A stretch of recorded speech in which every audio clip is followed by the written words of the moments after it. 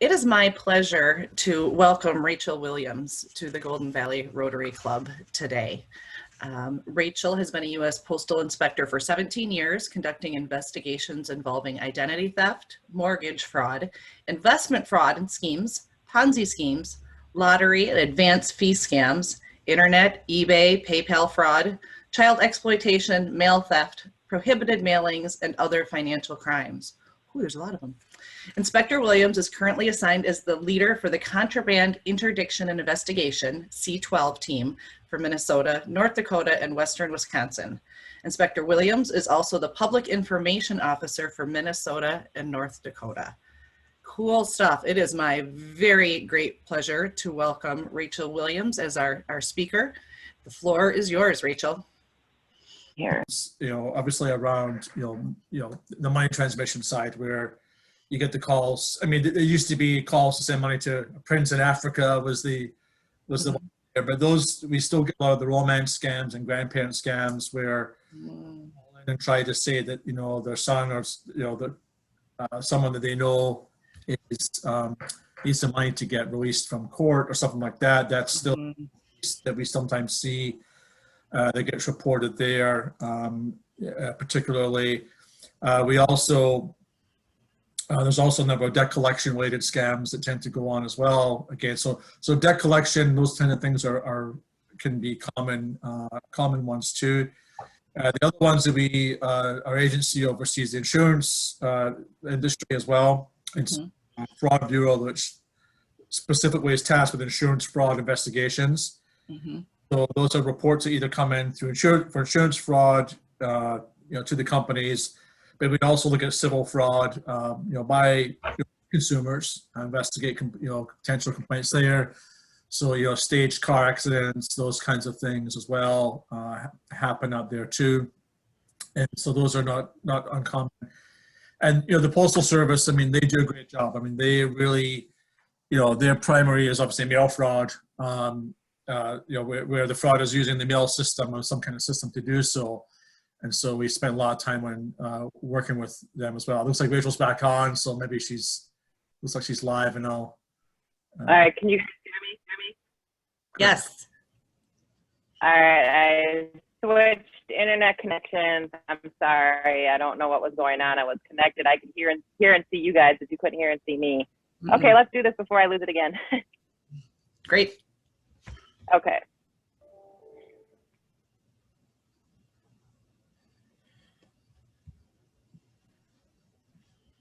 All right. Okay, can everybody see that? Yes. Okay.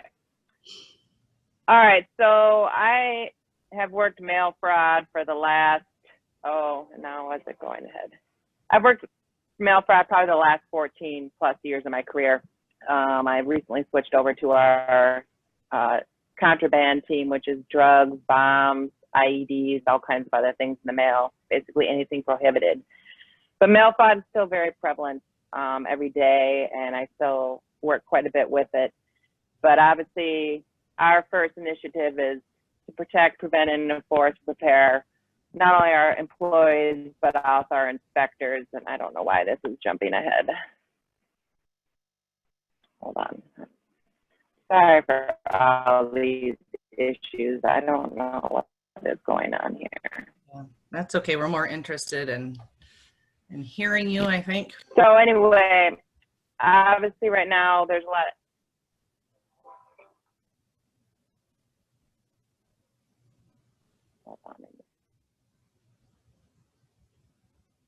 all right. So we see romance scams. So a lot of you guys know about the internet scams, the romance scams.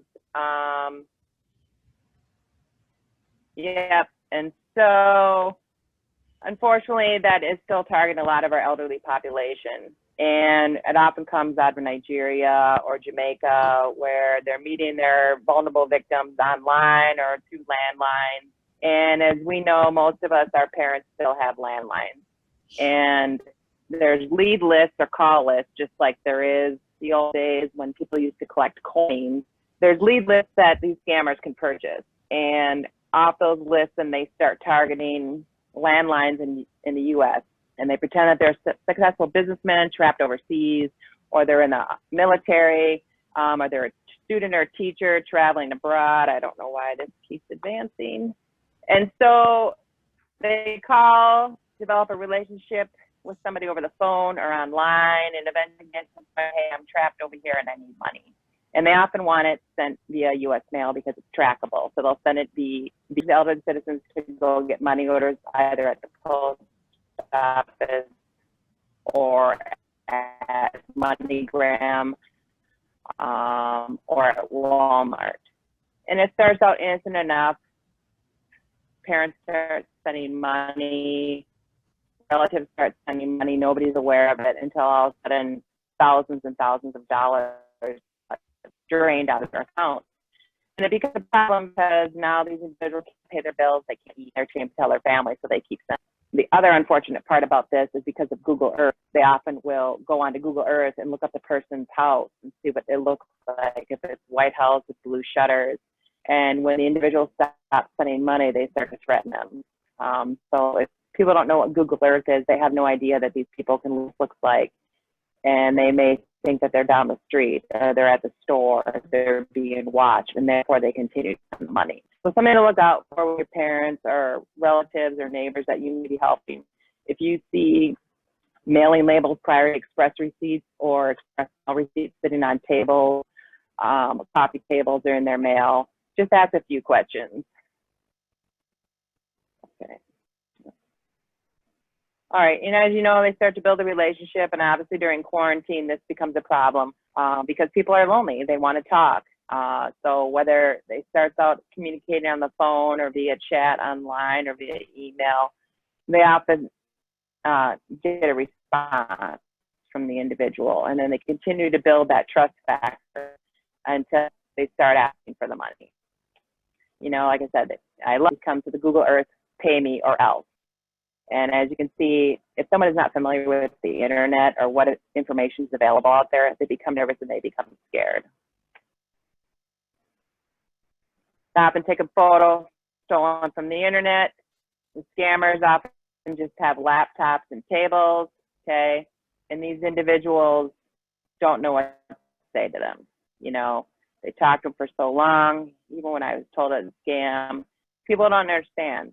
And if you have elderly, it's kind of like teenagers when you're telling a 16-year-old that they should be dating an individual. It's kind of the same thing when you're talking to someone who's 80. You know, it's hard to hear, it's hard to say, but again, it happens. All right, my internet. So what they're looking for is someone over 50, someone who overshares. They have an idealized notion of romance, which often comes from books or TV, or maybe they lost a loved one and they're looking for somebody to care about them. Obviously, our elderly population obviously has a lot of money. They have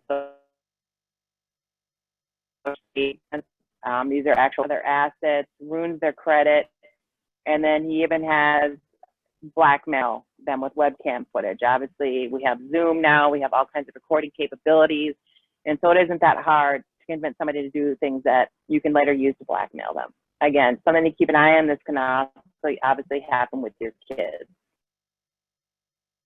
Military is another big thing. Obviously, I'm stationed overseas. I need your help. I can't get home. I can't get hold of my family. I'm lonely. They started pen pals, and in reality, they're not military, as we all know. They're in a foreign country. Sometimes this is also where reshipping schemes come in. They'll send them counterfeit money orders, tell them to go buy laptops, whatnot at Best Buy so they can communicate. The individual goes and buys them, mails them. By the time they find out that the money order is fake, that they deposit into their account, now they're out the laptop and they're out the money. So you can go to romancescams.org. How do you convince people that it's too good to be true and they're not making any sense? You can even do Google searches to find pictures to show them that the picture that they have is not accurate. Okay, how soon did the person start professing their love? You know, are they conveniently working in a foreign country? And another able to kind of cash in a check. If you've ever posted anything on Craigslist, a car or a piece of furniture, and they tell you that they'll be up there Saturday, for example, to pick it up, they're going to send you the money ahead of time. Oftentimes the money order will come to you and it'll be for over the amount, and then they'll email you and say, hey, my wife made a mistake, or my girlfriend, she paid too much. If you wouldn't mind cashing that, and then send the rest back, we'll still be up there Saturday to pick up the car or pick up the boat, whatever you have for sale on Craigslist. This is a frequent scam. My neighbor just had the same thing happen to him when he was selling his car. Again, if it feels too good to be true, chances are it is. If they don't want to talk to them on the phone or they won't meet in person, postal clerks will know it's counterfeit. So if you ever get a postal money order for payment, take it to the post office with the person, have them meet you there, and the post office will be able to tell you immediately if it's counterfeit. Postal employees are responsible for the amount of money if they take a counterfeit postal money order. Banks aren't as well versed in what's counterfeit postal money order versus what isn't. So it's a good way for people to prevent being scammed. And as far as postal money orders, we are also held to the Bank Secrecy Act on those, and also reporting requirements. So if people come in to try to launder money or buy large amounts, if a parent were to come in with $10,000 cash and buy a postal money order, that does, if you're finding postal receipts, postal money order receipts around your parents' house or an elderly neighbor's house, start asking a few questions. They don't need to be accusatory, but you'd be like, oh, what did you buy? Or are you helping out family? A few innocent questions isn't going to hurt. Obviously, you guys know, keep your information private until you've met in person. We tend to overshare on the internet, on social media. We put a lot of stuff out there. There's metadata in your pictures. There's all kinds of information. Turn off the location settings on your phone. You know, if you're going to go meet somebody, make sure somebody knows who you are, meet public face. Do a little Google search. Do a little digging on this person. Look at their name. Put the email into Google. You'd be surprised what comes up. Stock images. Okay? Don't explain away what is too good to be true for romance and for money. Again, if you're dead set, this is a miracle, or it's come too quick, too fast, you need to pay attention.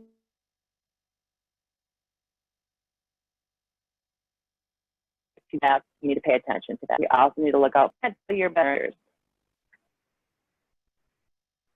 Again, like I said, landlines. You gotta eliminate contact with a scammer. A lot of elderly people have landlines and they don't want to give them up because they've had them for 30, 40 years. But once that phone number is on a call list, it's never coming off. And that call list is going to get sold and resold and resold. So if your parent or somebody becomes a victim of a scammer, I would encourage you to change the landline and become unlisted. You can also change your cell phone number with your service provider. I believe like Sprint, it's 3 times a month. It's free, and as a service provider by all cell phone providers. Another option you have is to get a Google phone number that is free. You can check it out after we get off the call. Google voicemail is free. It's a phone number you can give out, so you don't have to give out your personal cell phone number. Then they can call and leave a voicemail, or they can even text that number, and then it alerts your regular cell phone number. All right. Obviously, you want to offer emotional support to these individuals, but again, you need to be careful. Okay, you don't want to minimize their emotions, their feelings that they have, but you kind of need to be the investigator and show them the proof that what they're doing is not real, and show them you can send us information, and we can send out information to them that gives them examples, and the brochure even has video that shows them not to be the next victim. And like I said, guard against the next scammer's next attempt. Another thing we've offered, and go through it before it gets to them, so they're not sending money and they're not getting the counterfeit checks, the counterfeit money orders. Again, we're not trying to strip parents or elderly of their independence, but we're trying to safeguard them against their money being lost. Okay, the do not call registry, we all know you can sign up for that. It doesn't always work. You still get the phone calls. You still get the annoyance of blocked caller ID or spam or potential. Okay, you can block those calls, show your parents, show your kids how to block those telemarketing calls and the robocalls on their phone. It's very easy to do on an iPhone. I'm not familiar with necessarily an Android, but that is also easy. Get a blocked number or a non-published number. Again, it's a little extra fee if they have a landline, but it's worth it. Also, don't enter prizes or sweepstakes drawings. For most people who aren't aware, it is actually illegal to enter a foreign lottery if you're a United States citizen. So if your parents tell you that they just need to send the tax money in order to win the prize because the federal government won't let it in the country, that simply is not true. You can inform them actually to enter prizes or sweepstakes drawings from another country. These are often where people continue to spend money over time. I think they're going to win $8 million, $15 million, and obviously the money never that across from people, another $80,000 up to $300 trying to win their prize money. And in the end, what happens is and have nowhere to live. Another scam, obviously, is the free lunch seminars. Often people close to retirement get these. You start getting the cards from financial advisors and whatnot telling you, I've got a better offer for you, higher interest rate, but it's a safe investment. You know what? You need to, again, go back to Google, go to see if they're still certified investment brokers, if they have the right licenses to be selling those types of things. Again, smooth talkers, they're in sales for a reason. It's always very easy to find them. Don't respond to internet offers. Don't respond to phishing emails that you get over your email from Amazon, from PayPal. They tell, even text messages. I've started getting text messages saying there's a problem with my PayPal account and I need to verify information. Don't click those links. Log off, go log into your PayPal, log into your Venmo, log into your bank account yourself. They're never going to send you that stuff via email. We also have a website you can go to, deliveringtrust.com. This has a lot of different information on it. I also, like I said, brochures and different things you can mail out to you free of charge if you're interested. Okay, charity scams. Again, special to the pandemic, COVID-19, hurricanes, these are all holidays. So again, you're going to get cold calls, people asking for the money. Hey, $20 here, $20 there. Don't give them your credit card number. Don't give them the CVV code. Again, if you want to donate to charity, you need to write the check yourself. You need to make the money order yourself and send it out. Again, investment schemes, bogus securities, commodity loans. You guys remember Tom Petter here back in 2008. In that case, I offer an exorbitant rate of interest. Okay, again, if it's too good to be true, chances are it is. Don't lose your money. Do your research, even if it is your regular broker. And I say that, I had another gentleman, 20 years, he had clients, they trusted him. They were blue-collar workers. He had a gambling problem, and he tried to steal their money, and they knew him. So once in a while, if you're not getting your quarterly statements for your investment, your red flag. Find out why you're not getting your quarterly statements. If you're not, chances are your money's gone with nothing in it. Or lotteries, we discussed already. Okay, they obviously use the phone, the mail, and the email to lure people. Okay, the taxes and the fees. There is no such thing as free money. And like I told you, it's illegal to play foreign lotteries in the United States.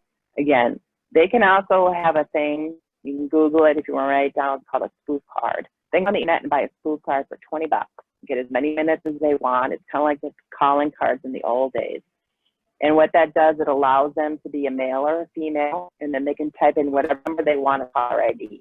So if they want to pretend that they're from Wells Fargo, they can go look up Wells Fargo's number on the internet, put the number in their mail, and they have an accent. They can choose to be a female with no accent, and then they make a phone call. example would be make sure that your card is in your possession, and if they now have the last digit of your credit card number, they've called you the fake number on your caller ID, and they say, hey, if you have card number in 8749, could you please read me the CVV code on the back so I know for sure that the card is in your possession. Now you may flip it over and say, yep, it's 623. And they say, okay, well, thank you. We have all the information we need that the card is in your possession. We'll take care of these fraud charges and send you out a new card. Well, guess what? The card never comes and your bank account is drained. We developed a partnership with Jamaica several years ago. We became formal attaches in 2018. There's several federal law enforcement agencies that are down in Jamaica. It is not the vacation side of Jamaica. It is the rough and tumble side of Jamaica. And what it is the sole target is to arrest citizens on there who are targeting United States citizens and Canadian citizens with these mistakes, these lotteries, and these romance scams. And as you can see, this right here is an actual table of a victim we went to. All sweepstakes mail that has been sent to them, and that's because they answered once, and now they continue to get this. So if no one's stopping by or helping them monitoring how much money they're sending, how much have they sent, and when are people going to find out? Once their house goes into foreclosure because of the bank, the bank can't call and let family members know that they're making unusual transactions at the bank. And on that note, I would add, if you have parents that you're paying for, you can go to the bank and get put on their account, not as somebody who can deposit or make withdrawals or even have access to their account, but you can then allowed to call you if your parents want to come in and make some unusual transaction, normal course of business. They can't stop it, but they can call you and say, hey, your mom was just in here and she just got a $9,000 money order. We thought we should let you know. And this is important because otherwise, without that permission, they can't call you due to the Bank Secrecy Act. All right, so we like to tell people being scammed once has nothing to do with age, but being repeatedly again, we're not minimizing it with independence, but you have to sometimes take an account of the time. We're trustworthy, they're from a different, not understand all the internet and how they can be scammed. Again, illegal sweepstakes. The only sweepstakes I'm aware of that is legal is Publishers Clearinghouse, okay? They come in the mail. Other offers that come in offering you to pay taxes, no sweepstakes allow you or tells taxes up front, increase your chances of winning, okay? That's just money you're giving away. All right, so we discussed some of these already. Obviously, I just told you the spoof card, which isn't proof of the caller ID. And on that note, I would tell you if your bank does call you over the phone, I guess I would hang up and say, you know, I'm busy right now and I'll call you back. Then you go call the number that you know or the banker that you deal with. And you call them back to find out what information they need from you, rather than getting a phone call, okay? Again, unpublished number, block the robocalls, avoid the free lunch seminars, and don't respond to internet offers. They're often phishing. They may look like the real link to PayPal or Amazon, but they just makes it to a counterfeit site. Okay? Older Americans are at risk for fraud. They have pensions. They have retirement funds. And like I said, the scammers start out polite and trusting at first. My own is 80. She has been locked down for COVID in March, and she lives in the condo, but she's being very careful, and she feels very, very isolated. So again, they become prime targets, especially that we're in now.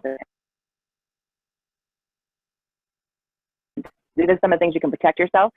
One thing that a lot of people don't know, you can go online to these three: Equifax, Experian, and TransUnion, and for a fee of, I believe it's $5 at each site, you can actually lock your social security number, which means nobody can open any InstaCredit lease a car, lease an apartment without a password. So if you go online and you go to each site, lock the social security number, pay the $5, then if you're going to go buy a car down the road, it gives you a password and you unlock it, and then you're able to buy your car.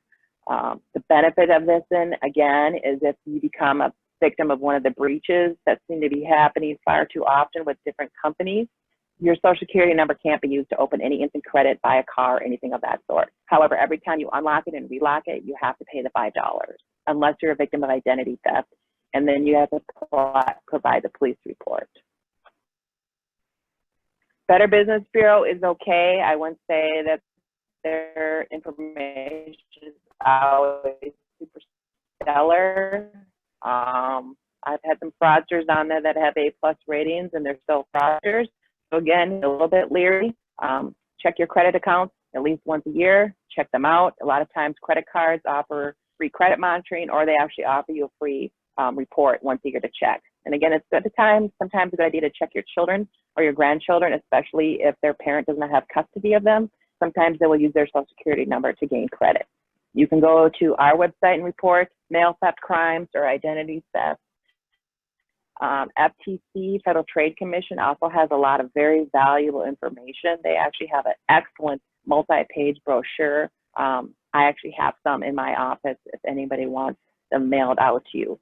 But we have databases where we can check the FTC and different things. So when we start working cases, we try to compile who's out working this individual or this company, so we're not double dipping or both working the same thing at the same time.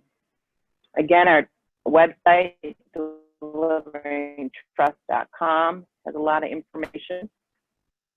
And then here is our information.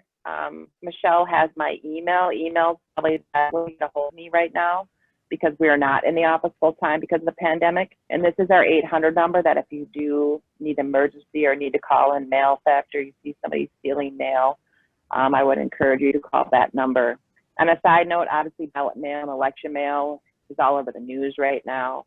If you are going to vote by mail, I would strongly encourage you to go mail it at your post office inside.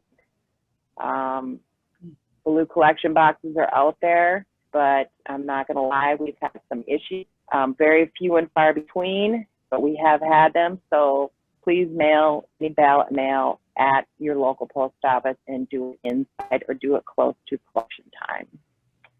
That's all I have. I, again, apologize for the glitches. Does anybody have any questions? I can unstop, share my screen Great. here. Thank you, Rachel. Very interesting. Yeah, what questions do we have from the group? I know they're out there. Yeah, I've got a question. Can you talk a little bit about check washing? Yeah, so there's not a lot of check washing anymore. That's kind of old school. The meth heads used to do that, but now I actually have a completely different presentation on this identity theft. They can actually buy check paper and software at Kmart, Best Buy, Target. It's maybe $50, and they can bring it home, load it on their computer. I actually use it to write personal checks because I just don't write that many checks.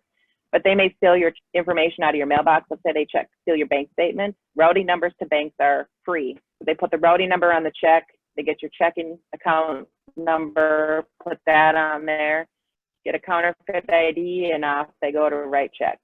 It's that easy. It takes them maybe an hour.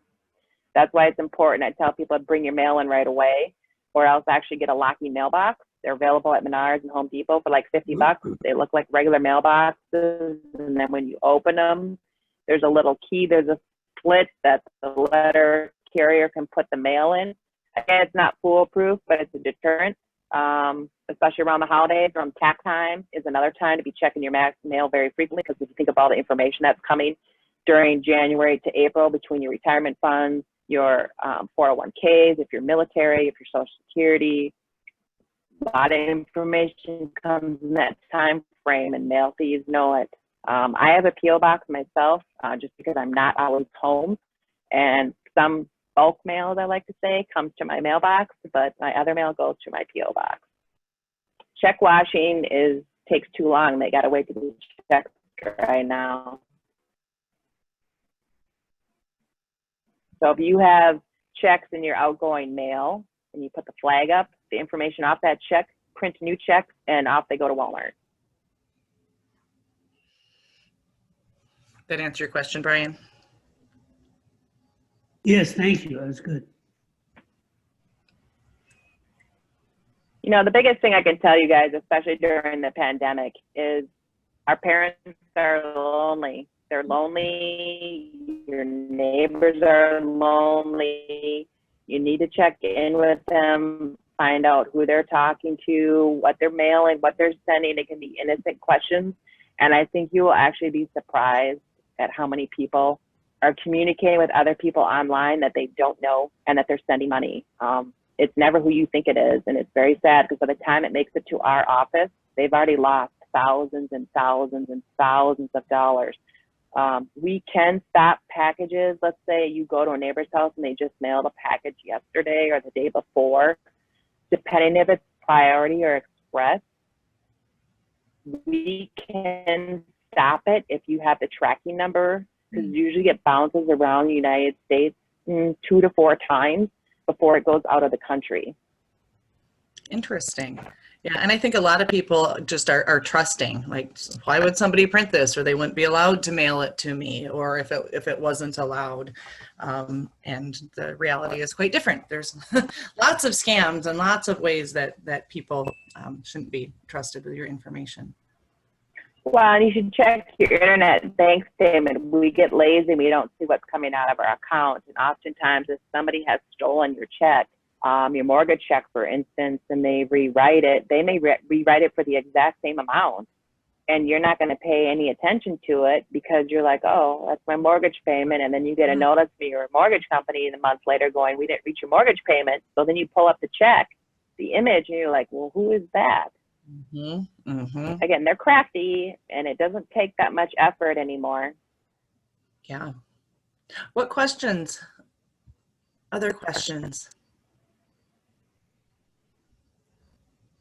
I was curious what issues you're seeing with ballots going in mailboxes, because I literally just did the thing you said not to do last night. Dropped it in a blue box outside of the post office. Well, what I'm referring to is when the riots happened here in Minneapolis, we actually took off over 500 blue collection boxes. We collected them all and took them, and because we didn't want people damaging them or blowing them up or taking mail out of them. We're not seeing a ton. We are getting instances here and there where people suspect someone's stealing mail out of the mailboxes. It's harder, as you know, because you go to a blue collection box now, the opening is very narrow. You can't get much in there anymore, and there's usually a seal on there that says anything over, I think it's 12 ounces now, you can't mail unless you go in.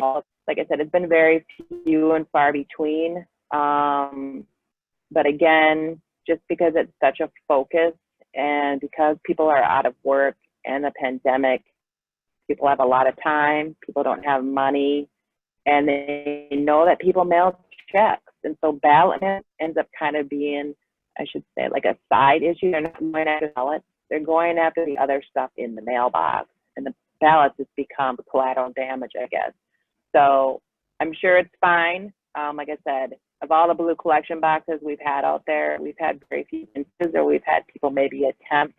But again, they're not going for the ballots. They're going for the checks and the other monetary value that's in there. Got it. That makes sense. Yeah, Minnesota also tracks their ballots. So, Kristen, you should be able to track your ballot to see that it's been received. I sure will. My mind goes wild of somebody going in and changing my vote, but I know that's not going to happen. Anxiety's just high right now. You know, and another thing too, we as inspectors, we go do, I guess, for lack of a better word, audit checks on the plants and the post offices to make sure that ballots are getting out in a timely fashion, being continued on in a timely fashion. And same thing like with all the election mail. Like I said, that's not stuff that we advertise, but there's a lot of aspects to My Gen 1. I mean, it's obviously very high priority for our agency right now, and also for the OIG, which is our sister law enforcement agency. But Postal has 2 law enforcement agencies, which I don't think people know. They have the Office of the Inspector General, and then they have us. And I bet if you ask 10 people, I bet maybe 1 person would know that. Right. And Ethan just sent the link to everybody to check the status. Yeah, thank you, Ethan. Well, with that, I want to thank you, Rachel, so much for your time. What else can I answer for you guys? Thank you, everybody, for hanging in there. I really appreciate your time. There was a lot. Sorry. There's a lot of great topics. I'm thinking that we might want to have you back to expound on some of these different ones. So thank you so much for your time. I do appreciate it. I think we've all learned some things. And as we wrap up, as usual for Rotary Club, we have our 4-way test of the things that we think, say, and do. And the first, is it the truth? Second, is it fair to all concerned? Third, will it build goodwill and better friendships? Fourth, will it be beneficial to all concerned? And that concludes today's Golden Valley Rotary Club meeting. Thank you, everybody, for your time. Be safe. Check your mailboxes. Thank you. Take care. Have a good day, everyone.